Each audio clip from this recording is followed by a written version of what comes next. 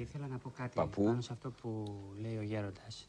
Το ότι πιστεύω ότι ο ιερέας δεν πρέπει να κάθεται στο θρόνο του και να επαναπάβεται στη λειτουργία του. Πρέπει να εργάζεται στον κόσμο. Και αν δεν βγει στον κόσμο να κηρύξει το Ευαγγέλιο και να μιλήσει και να διαφωτίσει τον κόσμο. Εγώ θα έλεγα πως ο Άμβονας. Όλες οι ιερέσεις. Εγώ στην Πατησίων κάθε Σάββατο. Αυτό ήθελα να πω ακριβώς. Τη λέξη πεζοδρόμιο. Ο Άμβονας είναι το πεζοδρόμιο. Κάθε Σάββατο στην Πατησίων που βγαίνω και πηγαίνω για λιβάνι, συναντώ αιρετικούς με τα κουστούμια τους και τις ετικέτες τους και ψαρεύουν τον κόσμο και τον οδηγούν στην καταστροφή.